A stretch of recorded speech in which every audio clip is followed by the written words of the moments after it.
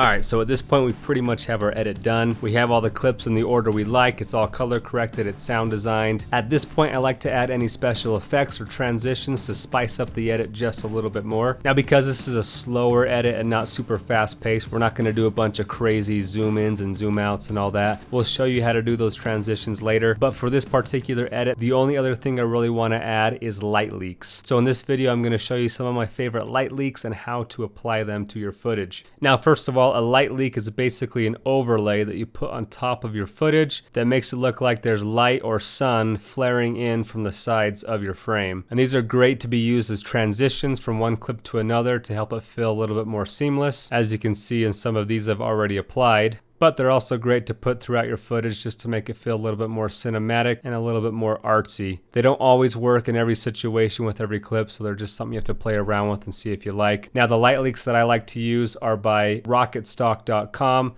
called Illuminate 4K light leaks that you can get for about $79. And they have over 120 different light leaks and show you how they can be applied in different situations. I'll provide a link after this video where you can get these light leaks and an option for where you can get some free light leaks as well. But once you've downloaded your light leaks, you see the Illuminate light leaks that come with 5 different folders, and the one that I like to use the most is called Transition Modern. And within this folder, the ones I find myself using the most is this purple transition 1 and 2, the soft white, and this purple flare transition. And so you can click on those, see what they look like, decide, okay, I think I like that one, and then just drag it on into your footage. So this purple flare is the light leak that I have transitioning from this clip to this next clip. And so I'm going to show you now how I applied that light leak. So I'll disable that and enable this one. So when you first bring in your light leak, this is what it looks like. Now because I shot this in a different aspect ratio and these light leaks are in 16:9, you see it doesn't quite fit the frame on either side here. So if that happens, you just have to come in here and scale it until it fits. And then you want to come up to blend mode, and I like to change this to screen. And you can play around with these different blend modes and maybe find one that you like better, but I usually just use screen. And then you can choose the opacity or the amount of that light leak that you want to be showing. So we'll say about 60% for this one. And now because this specific light leak is a transition light leak, I want to find the point in my light leak where it's the brightest. We'll say about right there. And then I want to push M to create a marker to show me where I want it to transition. And then I want to place that marker where the transition of my clip happens. Let's watch that back now.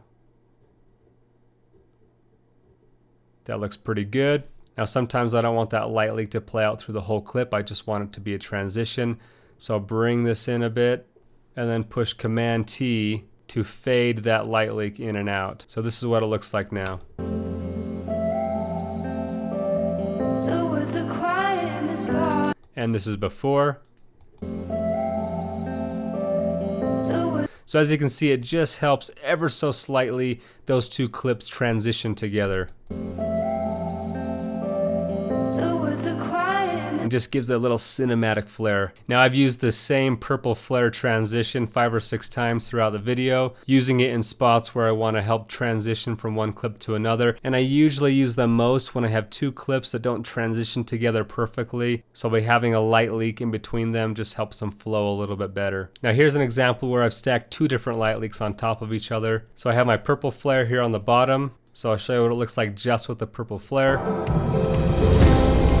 But I wanted with that hit of the music for there to be a little bit more oomph with that transition. So I found a light leak that had a very clear white transition that kind of flickers here. So I'll come up here, scale it till it fits the frame. Then we'll find the point where we want it to transition. We'll say right there, push M for marker, drag it on over, Command T, and then make sure to change this to screen, and then the opacity to where we like. Let's try that out.